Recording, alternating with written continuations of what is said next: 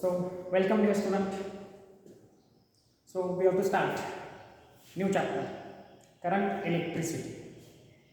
So, first in this chapter, we should know what is meant by current. That is the basic concept. Current, voltage, resistance. We also studied in last year. So, first, what is meant by current? Rate of flow of charge, that is called current. आता आपण जर बघितलं rate of flow of charge म्हणजे suppose this is the one of the conductor. So हा एक conductor आहे आणि ह्या कंडक्टर मध्ये suppose this is the charge. First charge is of two types. First is negative charge and positive charge. These are the two charges. So this negative charge is called as electron. जे negative charges आहेत त्यांना आपण काय म्हणतो, electron म्हणतो. आणि what is positive charges, that is called proton. So rate of flow of negative charge or simply rate of flow of charge, that is called current. So this is the negative charge which is flowing in this conductor.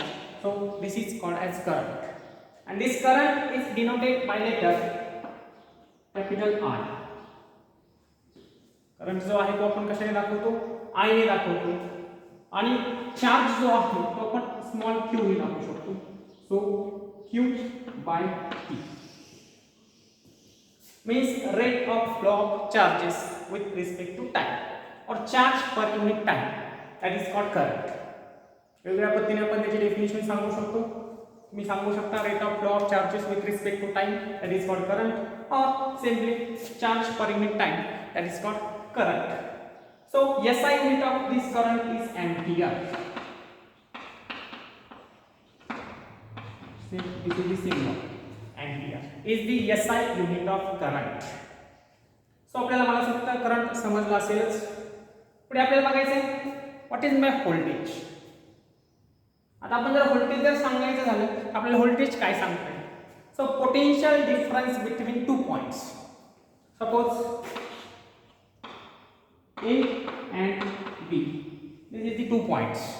So at point A, so here is potential difference is 50 and here is potential difference is 80. So how much is the voltage here? So here is 30 volt the voltage. कारण आपण सांगतानाच काय सांगतोय, potential difference between two points.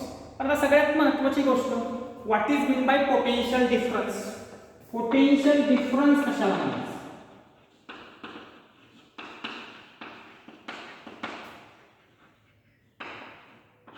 What is mean bye potential difference. मला असं वाटतं मागच्या वर्षी आपण पोटेन्शियल डिफरन्स कन्सेप्ट इलेक्ट्रोस्टॅटिक मध्ये शिकले असालच, बरोबर आहे की नाही. तर आपण पुन्हा एकदा थोडंसं बघून नेमकं कशाला म्हणायचं पोटेन्शियल डिफरन्स. तर बघा पोटेन्शियल डिफरन्स आपल्याला काय सांगता येऊ शकतं. जर समजा एखादा चार्ज जो आहे तो चार्ज इन्फिनिटी पॉइंट पासून, म्हणजे आपण मागच्या वर्षी शिकला असा. So suppose this is the one of the charge and other charge is place at infinity point. If this charge bringing to near this charge, suppose this is the q1, this is the q2. मग आता आपल्याला हा q2 charge जो आहे तो जर आपल्याला ह्या q1 च्या जवळ जर न्यायचा असेल तर काय करावं लागेल. तो some kind of force is exerted on it.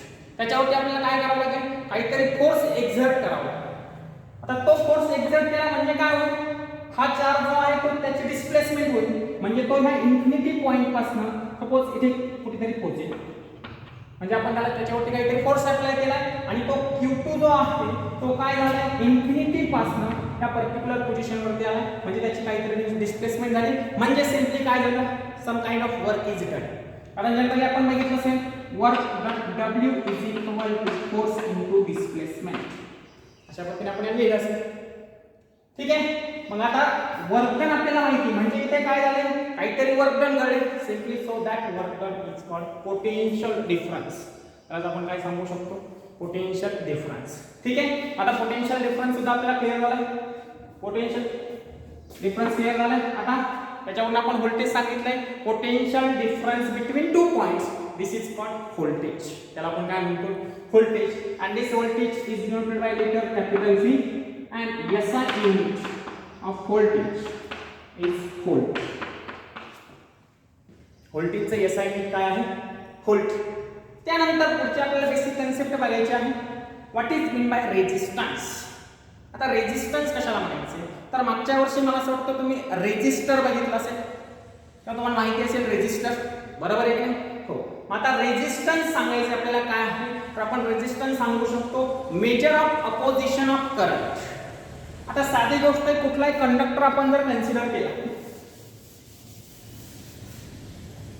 समजा हा कंडक्टर आहे. आता ह्या कंडक्टर मध्ये काय असणार आहे,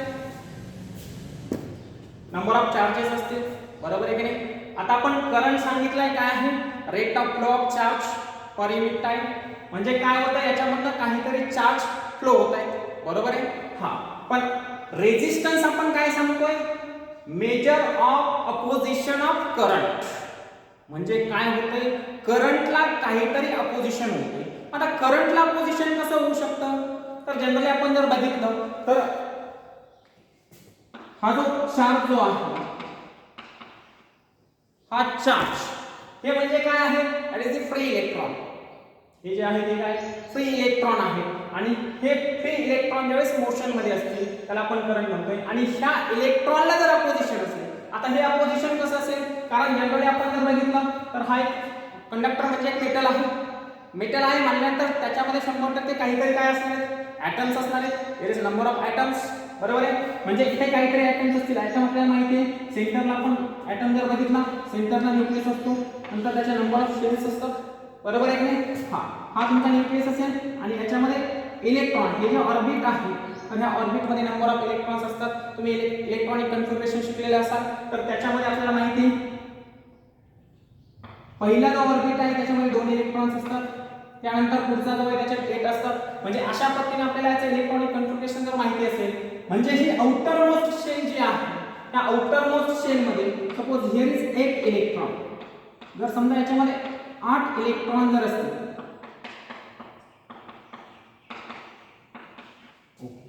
सो याला काय सांगणार आपण, सो दिस इज स्टेबल. हा जो असेल हा कसा असेल, स्टेबल असेल. कारण काय, आउटर मोस्ट ऑर्बिट जी आहे ती कम्प्लिटली फुलफिल आहे. मग ही जर कम्प्लिटली फुलफिल आहे म्हणजे याचा अर्थ काय, हा स्टेबल आहे. पण जर आपण आउटर मोस्ट शेलचा विचार जर केला, पण या आउटर मोस्ट ऑर्बिट मध्ये समजा नंबर ऑफ इलेक्ट्रॉन्स जे आहे, so we have to consider here is only 1 electron. समजा इथे फक्त काय आहे, एकच इलेक्ट्रॉन आहे, बरोबर आहे. हा, मग आता हा एक इलेक्ट्रॉन आहे म्हटल्यानंतर आपल्याला काय सांगता येईल, हा जो आहे हा फ्री इलेक्ट्रॉन. आता फ्री कसा होईल, की हा जो ॲटम आहे या ॲटमला स्टेबल व्हायचं.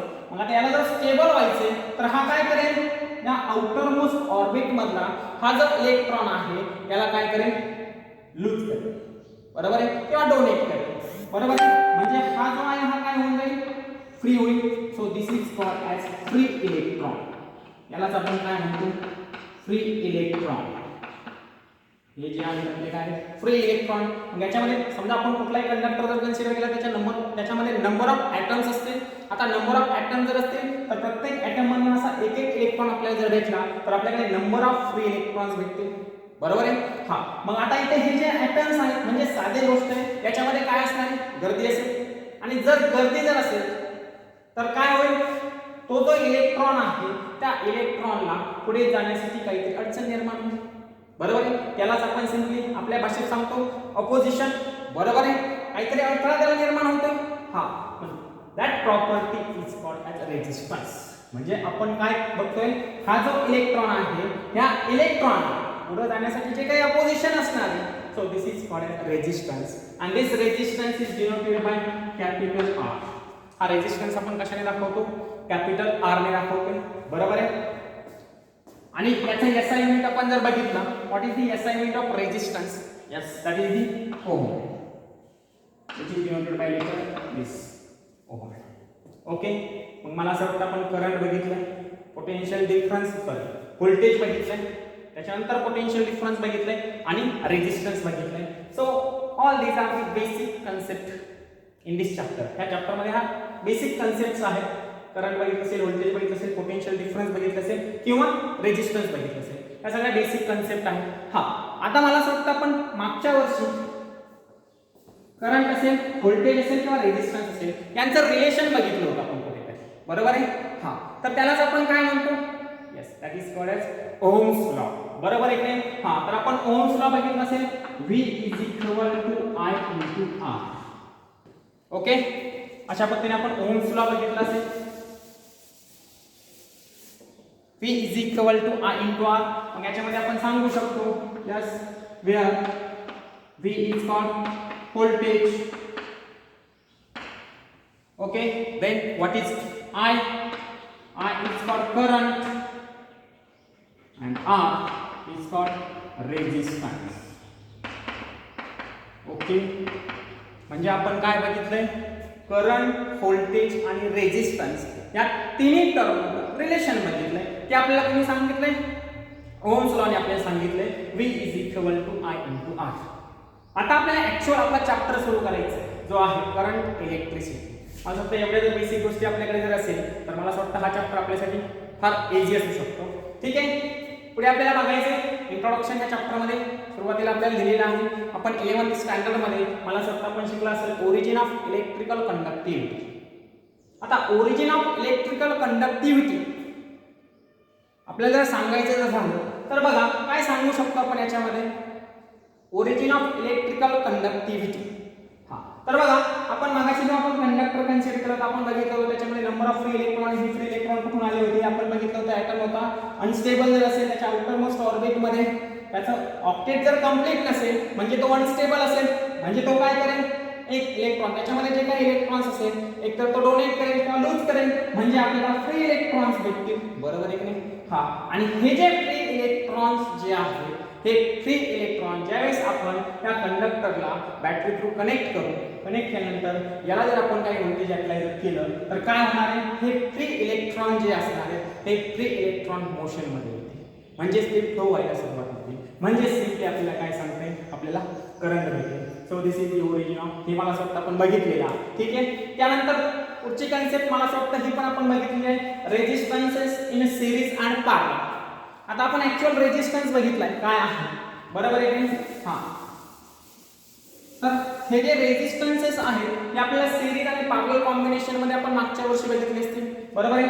So this is the symbol of resistor. हा रेजिस्टरचा सिम्बॉल आपण बघितला असेल, बरोबर आहे. हा आता आपल्याला काय करायचे, दोन किंवा त्याच्यापेक्षा जास्त रेजिस्टर आपण घेणार आहोत आणि ते आपल्याला काय करायचे, सिरीज मध्ये कनेक्ट करायचे किंवा पॅरलल मध्ये कनेक्ट करायचे. दोन्ही कॉम्बिनेशन आपण इन जनरल बघू. ठीक आहे, तर आता बघा आपण काय करू, अगोदर सिरीज कॉम्बिनेशन बघू. सो आपण काय करणार, सिरीज कॉम्बिनेशन मध्ये आपण काय करतो, आपल्याकडे जे काही रेजिस्टर आहेत ते रेजिस्टर आपण काय करणार आहोत, बॅक टू बॅक कनेक्ट करणार आहोत. बॅक टू बॅक कनेक्ट करणार म्हणजे काय, आता जर बघितला तर हा एक रेजिस्टर आहे, बरोबर आहे. याचं पहिलं टर्मिनल आहे, नंतर दुसरा टर्मिनल आहे, त्याच्यानंतर हा दुसरा रेजिस्टर आहे, त्याचं हे पहिलं टर्मिनल आहे, त्याच्यानंतर पुढे जर गेलो तर या रेजिस्टरचं दुसरं टर्मिनल, त्याच्यानंतर तिसऱ्याचं पहिलं टर्मिनल, म्हणजे बॅक टू बॅक कनेक्शन केले. बॅक टू बॅक कनेक्शन केले म्हणजे काय केले, रेजिस्टर एकानंतर एक जोडलाय, एकानंतर एक जोडलाय म्हणजे काय केले, पहिला जो रेजिस्टर आहे त्याचा सेकंड टर्मिनल जे आहे ते पुढच्या रेजिस्टरच्या पहिल्या टर्मिनलला कनेक्ट केले. Suppose this is called as R1, this is called as R2 आणि this is called as R3. Okay, आता आपण काय केले, तिन्ही रेजिस्टन्सेस जे आहेत ते कनेक्ट केले, बरोबर आहे. कसे कनेक्ट केले, बॅक टू बॅक कनेक्ट केले, म्हणजेच काय सांगता येईल, सिरीज कॉम्बिनेशन. म्हणजेच काय सांगता येईल, सिरीज कॉम्बिनेशन. हे जे रेजिस्टन्सेस आहेत आपण काय केले, सिरीज मध्ये कनेक्ट केले. आता आपण याला काय करू शकतो, एक बॅटरी कनेक्ट करू शकतो. यस, सो हे एक बॅटरी आणि इथे जर आवश्यकता असेल तर आपण ठीक आहे. ओके, आता आपण काय सांगू शकतो, हे रेजिस्टन्सेस जे आहेत ते आपण काय केले, सिरीज मध्ये कनेक्ट केले. आता आपल्याला काय करायचं, हे सिरीज मध्ये कनेक्ट केले पण याचा इक्विव्हॅलेंट रेजिस्टन्स आपण फाइंड आउट केला असेल. इक्विव्हॅलेंट म्हणजे याचा अर्थ काय, टोटल रेजिस्टन्स आपण फाइंड आउट केला असेल. मग ज्यावेळेस आपण रेजिस्टन्सेस सिरीज मध्ये कनेक्ट करतो, आता सिरीज मध्ये ज्यावेळेस रेजिस्टन्सेस कनेक्ट केलेले आहेत त्यावेळेस आपल्याला याचा equivalent resistance find find out करायचा आहे. मग तो इक्विव्हॅलेंट रेझिस्टन्स आपण कसा फाइंड आउट करू शकतो? तर आपण बघितलं असेल मागच्या वर्षी R equivalent is equal to R equivalent म्हणजे काय असणार आहे? टोटल रेझिस्टन्स, बरोबर आहे की नाही? So R equivalent is equal to R1 plus R2 plus R3. हे कधी आपण इक्विव्हॅलेंट रेझिस्टन्स लिहिणार? जर आपले रेझिस्टन्सेस आपण जर सिरीज मध्ये कनेक्ट केलेले असतील, आणि हे जर सिरीज मध्ये असेल तर याचा हा इक्विव्हॅलेंट रेझिस्टन्स असेल. Equivalent resistance is equal to R1 plus R2 plus R3. मग आपण इथे नंबर ऑफ रेझिस्टन्सेस कनेक्ट करू शकतो याच्यापेक्षा अजून, बरोबर आहे. त्यानंतर आता आपल्याला बघायचं पॅरलल कॉम्बिनेशन कशाला म्हणायचं. सिरीज तर आपल्या लक्षात आलेच काय प्रकार, बरोबर आहे. हां, आता आपल्याला काय बघायचं? पॅरलल कॉम्बिनेशन आपण कशाला म्हणू शकतो? तर बघा आता आपल्याला काय करायचे? हेच रेझिस्टन्सेस जे आहेत ते पॅरलल कॉम्बिनेशन मध्ये कनेक्ट करायचे. ठीक आहे. So resistances in parallel combination.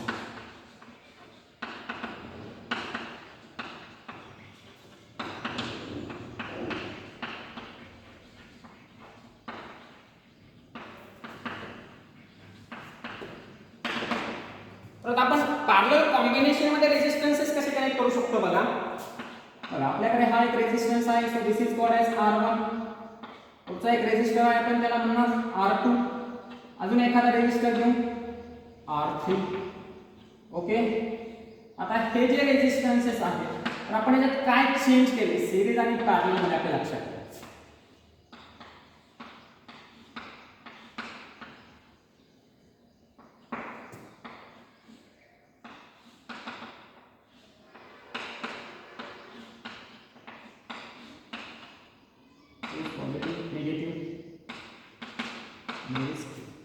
Okay.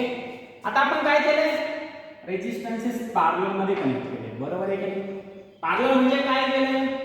प्रत्येक रेझिस्टन्स R1 R2 R3 हे तिन्ही रेझिस्टन्सेस जे आहेत तर ह्या रेझिस्टरच्या आपण प्रत्येकाचं एक टर्मिनल जे आहे ते एकत्र केले, बघा इथे, आणि त्यापासून एक वायर काढली.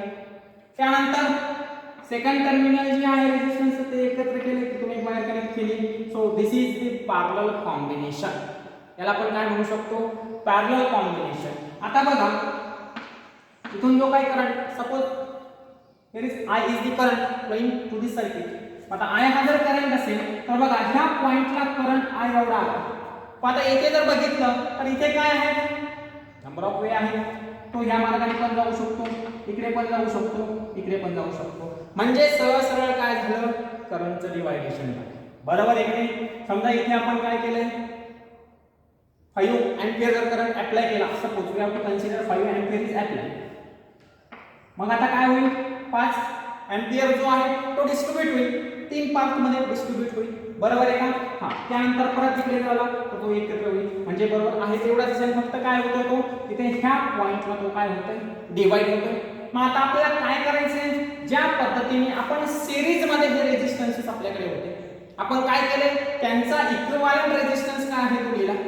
त्याच पद्धतीने आपल्याला काय करायचंय? जर आपले रेझिस्टन्स जे आहेत ते जर आपण पॅरलल कॉम्बिनेशन मध्ये जर कनेक्ट केले असतील, ते जर काय केले असतील? पॅरलल कॉम्बिनेशन मध्ये कनेक्ट केले असतील तर याचा इक्विव्हॅलेंट रेझिस्टन्स काय असेल? So R equivalent is equal to काय सांगणार? 1/R1 plus 1/R2 plus 1/R3. So this gives me equivalent resistance of the circuit. आता हे तर आपण बघितलं, हे सगळं आपण बघितलेलं आहे आतापर्यंत. सिरीज असेल, पॅरलल कॉम्बिनेशन, हे सगळं आपण बघितलं. पण आता बघा आपण काय करू? समजा एक एक एक एक रेझिस्टर वाढवतो, बरोबर आहे. जर नंबर ऑफ रेझिस्टन्सेस आपण जर वाढवत गेलो तर काय चेंज होईल? बघा याच्यामध्ये हे सर्किट जे आहे फार कॉम्प्लिकेटेड होत चालेल. इकडे हे सर्किट फार मोठं होईल, बरोबर आहे. हे समजा 2 3 आहे तोपर्यंत काही नाही. पुढे गेलो आपण जसजसे रेझिस्टन्सेस वाढतील तसं सर्किट जे ते कॉम्प्लिकेटेड होत चालेल, बरोबर आहे की नाही? मग एवढं जर कॉम्प्लिकेटेड सर्किट होत गेलं तर आपल्याला ते काही कामाचं नाही. मग त्यासाठी आता आपल्याला बघायचं आहे ह्या चॅप्टर मध्ये क्रिचॉफ्स लॉ. पण क्रिचॉफ्स लॉ बघण्यापूर्वी सगळ्यात अगोदर आपल्याला बघायचे what is mean by junction. Kirchhoff's law बघण्यापूर्वी आपल्याला काय सांगायचे? जंक्शन कशाला म्हणायचं?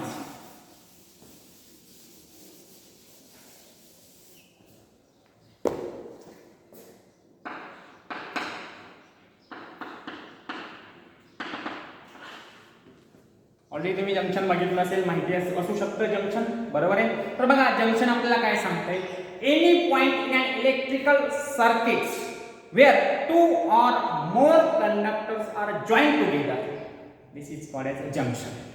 म्हणजे आपण काय करतोय, जंक्शन म्हणजे आपल्याला काय सांगायचं बघा, आपल्याकडे जंक्शन आहे, आपल्याकडे डायग्राम पण काढलेला आहे. ही जी डायग्राम आहे त्या डायग्राम मध्ये जंक्शन आपल्याला दिसतंय का बघा. ठीक आहे, काय सांगितलंय, एखाद्या पर्टिक्युलर पॉइंटला काय करायचंय, 2 or more conductor are connected together or joined together. म्हणजे याचा अर्थ बघा, हा जो पॉइंट आपल्याला दिसतोय या पॉइंटला आपल्या लक्षात येऊ शकतं काय केले आपण बघा, इकडनं कंडक्टर आपण वायर कनेक्ट केलेली आहे, त्याच्यानंतर तीच वायर इकडे चालली, इकडे चालली, इकडे चालली, बरोबर आहे. म्हणजे याचा अर्थ हा जो पॉइंट आहे, so this point is called junction.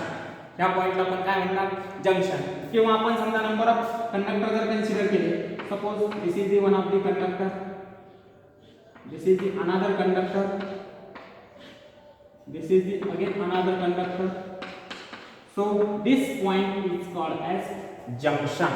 या पॉइंटला आपण काय म्हणू शकतो, जंक्शन म्हणू शकतो. ठीक आहे, त्यानंतर आपल्याला बघायचे what is mean by loop. Junction लक्षात आलं असेल तुमच्या, काय सांगितलंय जंक्शन म्हणजे 2 or more conductor join together at a point, that point is called as junction. ज्या पॉइंटला आपण काय करतो, 2 किंवा त्याच्यापेक्षा जास्त कंडक्टर काय करतो, जॉईंट करतो, बरोबर आहे. So this is called as junction. तर याला आपण काय म्हणणार, जंक्शन. ठीक आहे, त्यानंतर आता आपल्याला बघायचं what is mean by loop.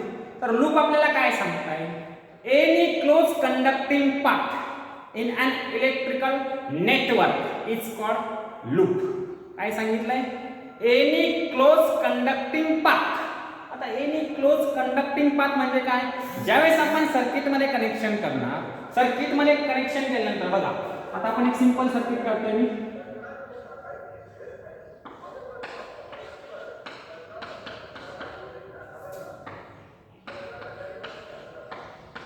Okay.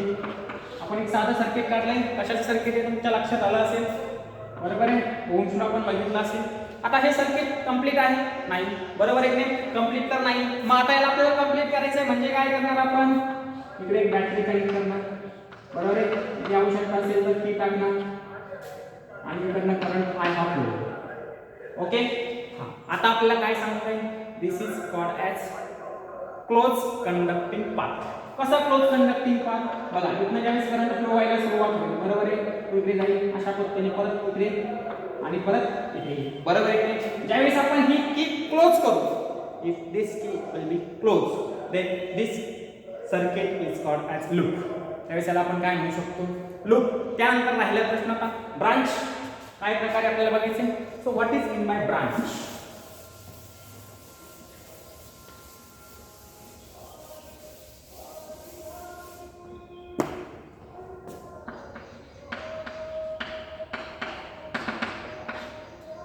बघा, ब्रांच आपण काय सांगू शकतो, तर जर आपल्याकडे एखादा सर्किट जर दिलेलं असेल तर त्या सर्किट मध्ये बघा, हे सर्किट आपल्याकडे,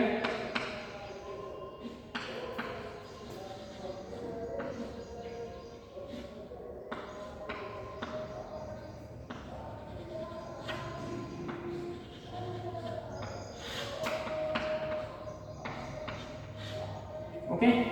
so this is the one of the circuit.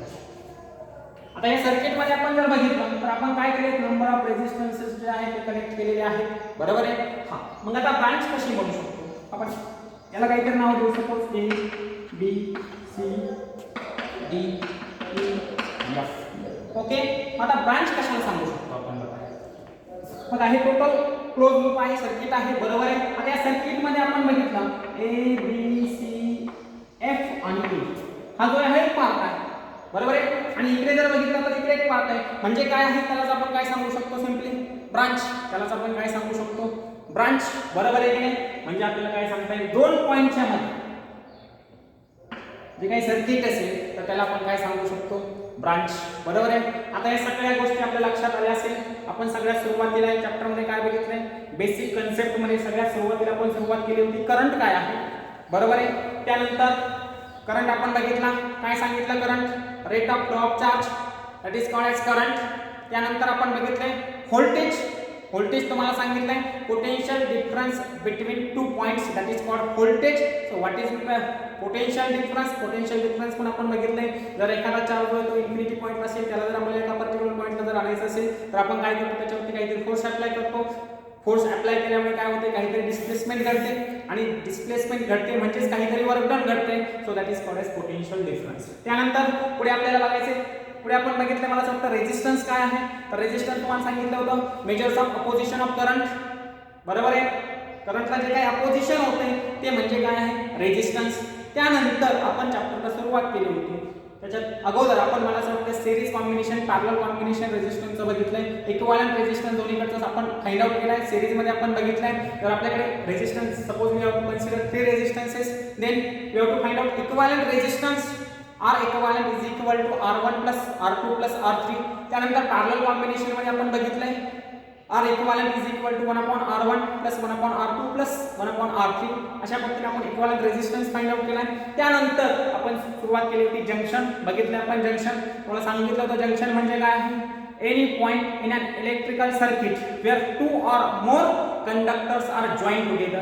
जर आपण दोन किंवा त्याच्यापेक्षा जास्त कंडक्टर एका पर्टिक्युलर पॉइंटला जर कनेक्ट केले तर त्याला आपण काय म्हणतो जंक्शन. त्यानंतर आपण बघितलं असेल लूप काय प्रकार आहे. बरोबर आहे की नाही. लूप सांगितला होता any close conducting path in an electrical network is called loop. Close conducting path म्हणजे तो पूर्णपणे कनेक्ट झालेला असेल तर त्याला आपण क्लोज कंडक्टिंग पाथ म्हणू शकतो. आणि त्यानंतर आपण बघितले ब्रांच काय प्रकार आहे. बरोबर नाही. तर ब्रांच तुम्हाला सांगितलंय branch is any part of the network that lies between two junction. दोन जंक्शनच्या मधला जो पार्ट असेल. Suppose here is the junction, here is the junction. कारण आपण जंक्शन बघितलंय. आपण काय केले इकडे आपण जर बघितलं तर इथे आपण काय केलंय इकडने कंडक्टर समजा इकडून एक कंडक्टर इकडून एक कंडक्टर इकडून एक कंडक्टर म्हणजे तिन्ही बाजूला एक कंडक्टर आपण कनेक्ट केलाय. So this is called as junction. So here is again junction. Okay. यांच्या मधला जो पार्ट आहे त्याला आपण काय म्हणणार ब्रांच म्हणणार. ओके. तर अशा पद्धतीने आपण यातल्या बेसिक कन्सेप्ट्स ज्या आहेत त्या बघितल्या. आता आपल्याला बघायचं actually Kirchhoff's first law that is the current law. आपल्याला काय बघायचं किर्चॉफ फर्स्ट लॉ. त्याला आपण काय सांगणार करंट लॉ. ठीक आहे. तर बघू आपण किर्चॉफ्स लॉ काय सांगतो.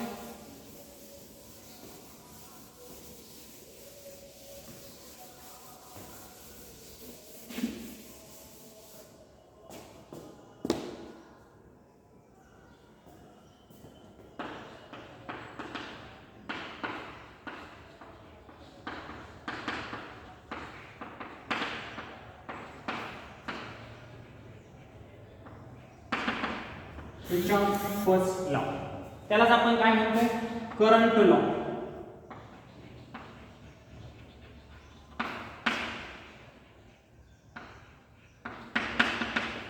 ओके. तर बघू आपण किर्चॉफ फर्स्ट लॉ काय सांगतोय. करंट लॉ काय आहे आपल्याला बघायचं आहे. The algebraic sum of the currents at the junction is 0 in an electrical network. So this is the Kirchhoff's law. जरा अवघड झाले लक्षात आलं नाही काय आहे. बरोबर आहे. तर बघा आपल्याला काय परत एकदा सांगतोय मी काय सांगताय the algebraic sum of current at the junction point is equal to 0. म्हणजे आपण जंक्शन पॉइंटला जर करंट जर बघितला तर तो काय असेल 0. आता जंक्शन पॉइंट म्हणजे काय बघा तुमच्यासमोर एक सर्किट दाखवते. So this is called as junction point. Okay. हा काय आहे जंक्शन पॉइंट आहे. इकडनं करंट एंटर होतोय. बरोबर आहे. अशा पद्धतीने आपण सांगू शकतो. याला आपण म्हणणार junction point. Suppose this is the current I1, this is I2, I3, I4 and I5. So this is the number of conductors connect at a point. So this is called as junction. याला आपण काय म्हणतोय junction. आणि किर्चॉफचा law काय सांगतोय algebraic sum of current at junction is 0. बरोबर आहे की म्हणजे हा जो जंक्शन पॉइंट आहे त्या जंक्शन पॉइंटला आपण जर अल्जेब्रिक सम घेतली. अल्जेब्रिक सम कसे सांगता येईल आपल्याला तर अल्जेब्रिक सम म्हणजे हा लॉ जर आपल्याला जर व्हेरीफाय करायचा असेल तर सगळ्यात अगोदर आपल्याला बघावं लागते साइन कन्व्हेन्शन. काय बघावं लागेल आपल्याला साइन कन्व्हेन्शन. आता साइन कन्व्हेन्शन काय आता आपण बघितलं आपल्याकडे करंट आपण कंडक्टर कनेक्ट केलेले आहेत, बरोबर आहे. त्याच्यामधनं I1 एवढा करंट जातोय, यातनं I2, I3, I4, I5 अशा पद्धतीने करंट जातोय, बरोबर आहे. हा, पण आपण बघितलंय ते डायरेक्शन आपण दाखवलेली आहे.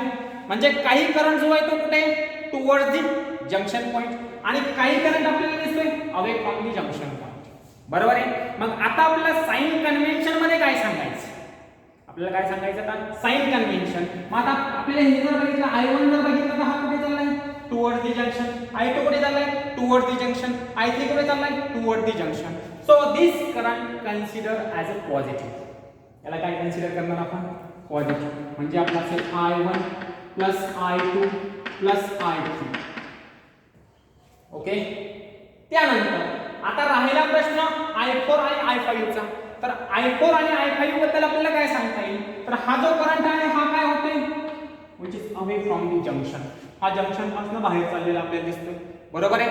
हा, मग हा जो करंट आहे so we have to consider that current negative. त्याला आपण काय कन्सिडर करणार निगेटिव्ह. म्हणजे आपल्याला काय सांगता येईल minus I4 minus I5 which is equal to 0. So we get the algebraic sum at junction point which is equal to 0. Simply आपण काय लिहू शकतो बघा I1 plus I2 plus I3 which is equal to I4 plus I5. आता बघा हे equation वरून आपल्याला काहीतरी सांगता येईल. आपण I1 I2 I3 हा जो करंट आहे हा कुठे चाललेला बघितला आपण टुवर्ड दी जंक्शन.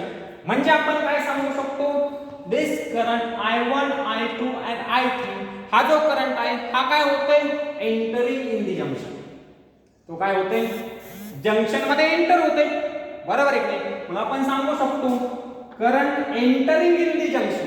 आणि वेगळ्या पद्धतीने आपल्याला सांगता येईल काय current entering in the junction which is equal to काय आहे I4 I5.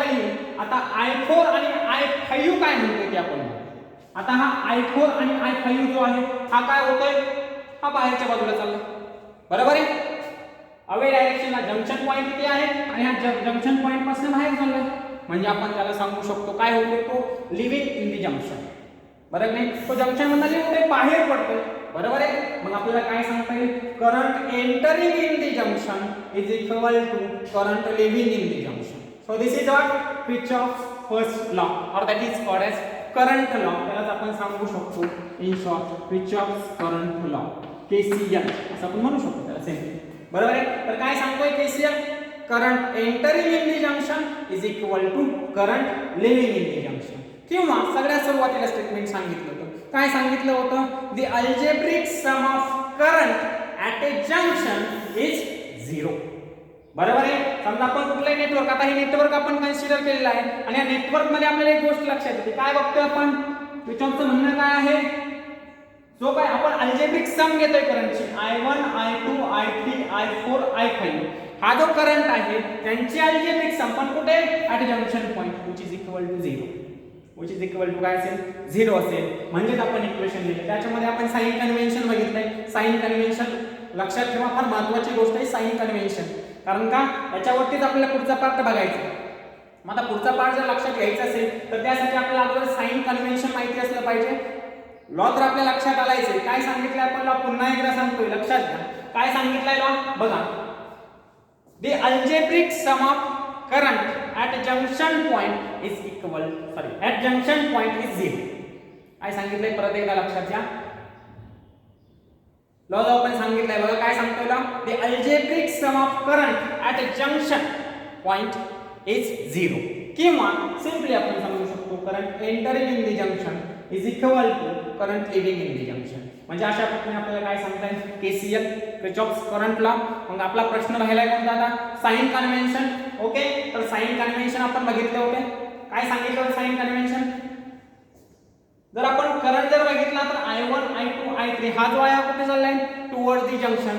जर करंट टुवर्ड दी जंक्शन किंवा जंक्शन मध्ये एंटर होत असेल so that current considered as positive, बरोबर आहे.